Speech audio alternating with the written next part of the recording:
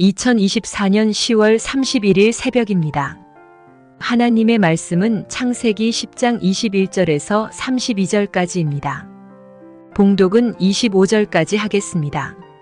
셈은 에베론 자손의 조상이요 야벳의 형이라 그에게도 자녀가 출생하였으니 셈의 아들은 엘람과 아수르와 아르박삿과 룻과 아람이요 아람의 아들은 우스와 홀과 게델과 마스며 아르박삿은 셀라를 낳고 셀라는 에벨을 낳았으며 에벨은 두 아들을 낳고 하나의 이름을 벨렉이라 하였으니 그때의 세상이 나뉘었으며. 하나님 말씀을 증거하겠습니다. 오늘 본문에 25절에 보니까 벨렉의 시대 때 세상이 나누어졌다 이렇게 이야기합니다. 바벨탑 사건이죠. 바벨탑. 이 사건 후로 이제 언어가 혼잡하게 되고 그들은 함께 살지 못하고 서로 헤어지고 갈라지게 됩니다. 셈 지파라고 해서 다 똑같은 언어를 쓴 것이 아니죠. 자기 지파끼리도 서로 다른 언어를 쓰게 된 것입니다. 여러분, 이 필리핀이 이제 한 국가거든요. 한 나라입니다. 필리핀이라고 하는 국가죠. 근데 이제 그 안에 뭐 공식적인 언어가 있지만 부족어가 또 따로 있습니다. 70여 개 정도의 다양한 언어가 존재한다라고 하죠. 부족마다 언어가 다른 것입니다. 교육받지 못한 사람들은요, 공식어 모릅니다. 그냥 부족어만 쓰는 사람도 부직이 있습니다. 그러니까 실제로 필리핀은 70개 부족으로 이루어진 연합 부족 국가라고 보면 좋을 것 같습니다. 그런데 각 공동체마다 언어가 다르다 보니까 같은 국가 안에 있지만은 그들만의 다양한 문화를 갖게 되죠.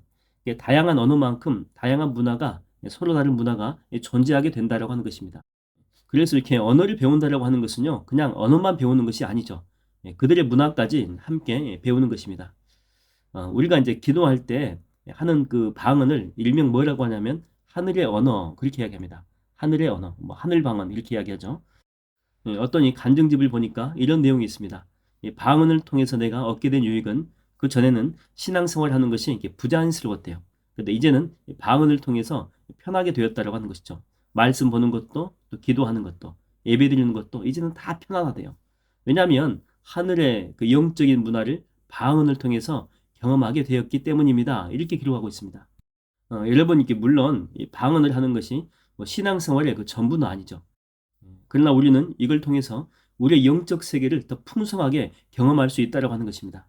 그래서 이게 저는 여러분 모두가 되도록이면 모두 다 이렇게 방언을 다 받았으면 좋을 것 같아요.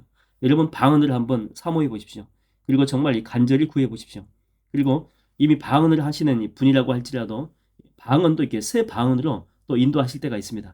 평소에 내 입에서 나오는 그런 언어, 그런 단어들이 아니라 새로운 언어로 나를 인도하실 때가 있어요. 그때는요, 또 새로운 은혜를 받게 됩니다. 그래서 우리는 매번 이렇게 기도할 때마다 기대감이 있는 거예요. 또 은혜가 막 넘치게 되고, 오늘은 또 어떤 언어로, 또 어떤 은혜로 내게 역사하실까? 그런 이렇게 소망함이 우리 가운데 있다라고 하는 것입니다. 그래서 우리는요, 매번 기도할 때마다 성령 충만한 그런 기도함으로 나아갈 수 있다라고 하는 것입니다.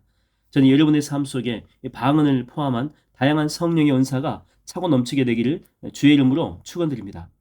노아와 이 세 명의 자녀로 이 세상은 다시 시작이 되죠. 근데 오늘 10장까지 쭉 오다 보니까 온 세상이 흩어져서 충만할 만큼 무수한 사람들이 이 땅에 존재하게 되었다라고 하는 것입니다. 마치 우리가 이렇게 자녀들을 낳고 난 다음에 야, 이거 언제 크냐, 이거 내가 나이가 몇 살인지 이것들이 언제 크겠나라고 했는데 어느덧 초등학생이 되고 또 뭐 중학생, 고등학생이 되고 또 성장해서 이제는 결혼까지 하게 되었다라고 하는 것이죠. 그리고 뭐 손자, 손녀들이 막 태어납니다. 그러니까 대가족을 이루게 되었다라고 하는 거죠.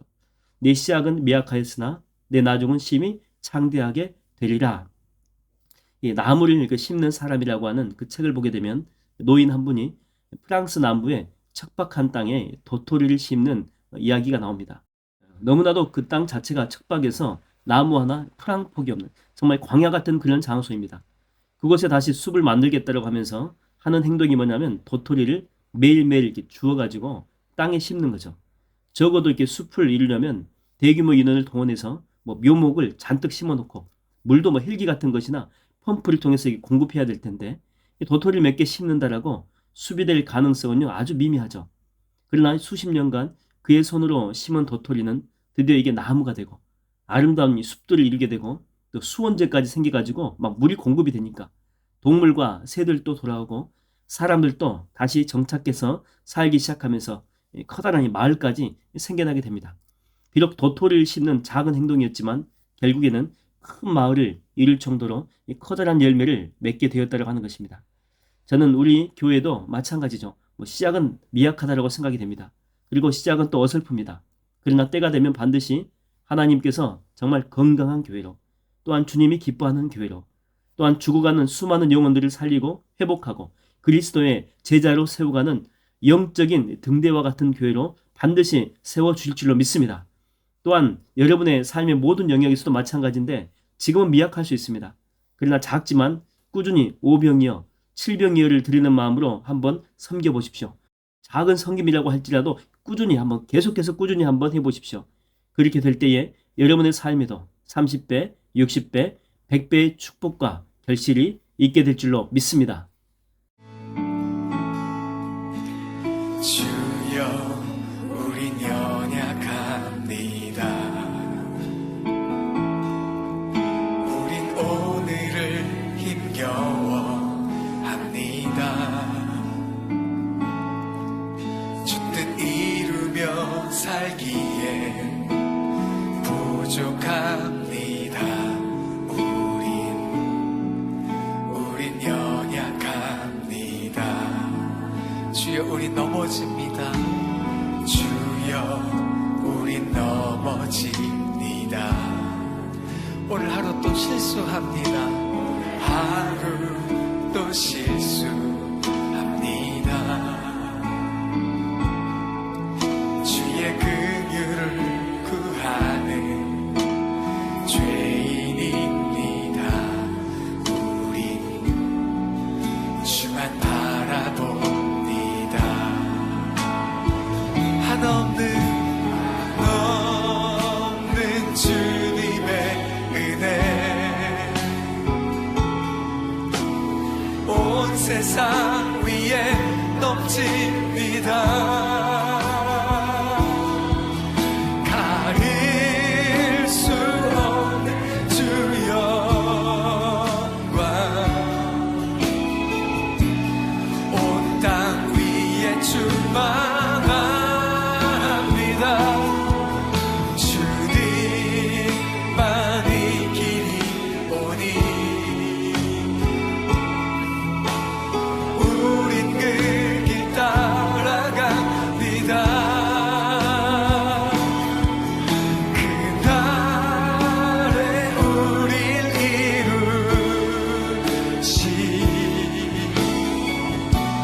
주는 완전합니다. 주여 우리는 연약합니다. 주여 우린 연약합니다. 우린 오늘을 힘겨워합니다.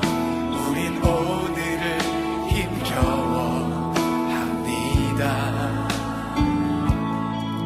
주 뜻 이루며 살기에 부족합니다. 우린 연약합니다.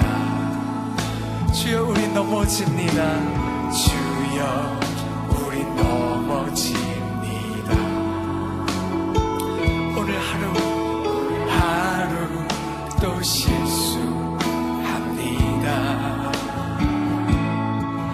주의 긍휼을 구하는 죄인입니다.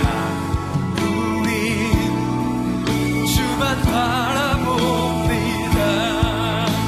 한없는 주님의 은혜 온 세상 위에 넘칩니다. 가릴 수 없는 주 영광 예, 주만